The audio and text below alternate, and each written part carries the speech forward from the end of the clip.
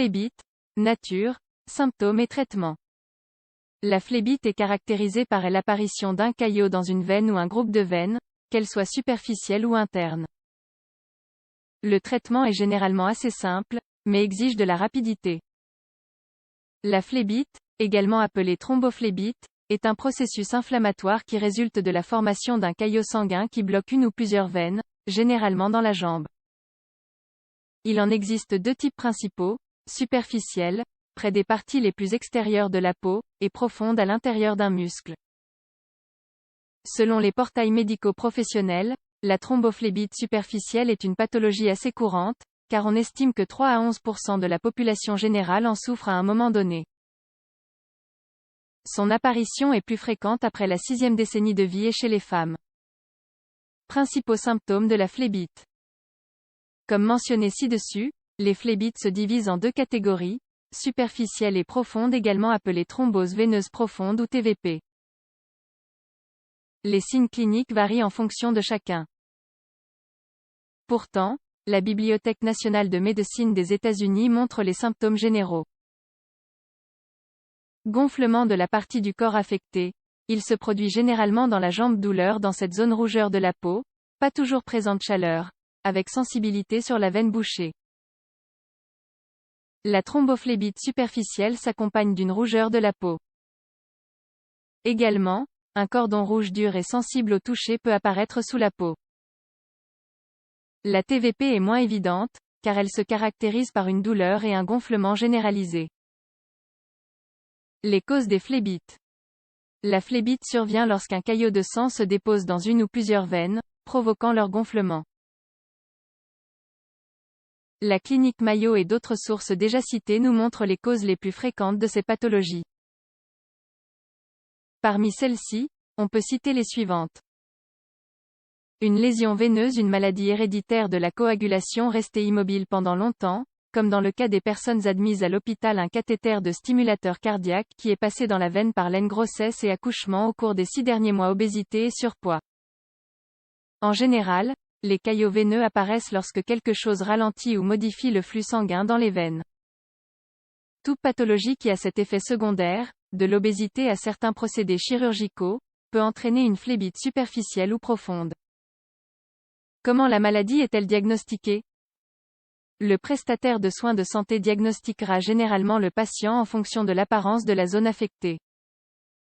Toutefois, si la cause sous-jacente de la phlébite ne peut être facilement identifiée, des études de coagulation sanguine, une vénographie, des rayons X pour visualiser les veines, un test génétique et des types spéciaux d'ultrasons peuvent être nécessaires.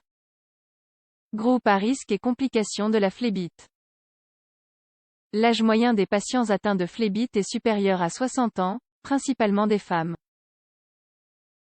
En outre, 90% des thrombophllébites superficielles sont associées à des personnes ayant des varices, alors que seulement 10% d'entre elles sont associées à des patients ayant des veines saines.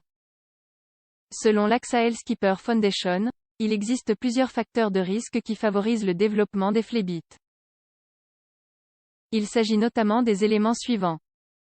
L'obésité, elle représente un grand risque pour de multiples maladies cardiaques.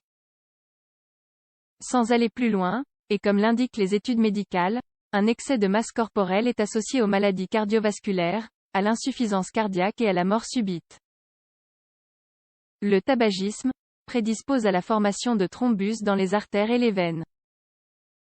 Les thérapies hormonales, les pilules contraceptives et les hormones de substitution peuvent rendre le sang plus susceptible de coaguler chez certaines patientes. Une immobilisation prolongée, cela peut être dû à des admissions à l'hôpital ou à un mode de vie trop sédentaire. Au-delà de ces événements courants, elle peut également être causée par la présence de stimulateurs cardiaques dans les veines centrales, des antécédents familiaux de troubles de la coagulation sanguine, des antécédents d'accidents vasculaires cérébraux et de nombreuses autres conditions cliniques. Toute pathologie qui modifie le flux veineux peut entraîner une phlébite. En ce qui concerne les complications, si la phlébite est identifiée à un stade précoce, elle peut être traitée de manière appropriée. Si elle n'est pas correctement traitée, un caillot sanguin peut malheureusement se développer dans les poumons, dans un cas connu sous le nom d'embolie pulmonaire. Traitement disponible. L'angiologue et le chirurgien vasculaire sont les professionnels responsables du traitement des phlébites. Le prestataire de soins de santé prescrit généralement les médicaments suivants dans les cas moins graves: analgésiques, anticoagulants et antithrombotiques pour dissoudre le caillot. Chez les patients dont l'état est plus difficile à traiter, l'ablation chirurgicale de la veine obstruée peut être envisagée si elle est superficielle. On peut aussi effectuer un pontage veineux. Ces procédures sont beaucoup moins courantes que celles déjà mentionnées. Agir pour éviter les phlébites. Comme vous l'avez peut-être remarqué, la phlébite est une pathologie assez courante. Elle l'est surtout chez les personnes d'un âge avancé qui ont des varices dans les jambes. Il s'agit d'un état clinique avec un pronostic positif, mais s'il n'est pas traité à temps, il peut s'aggraver.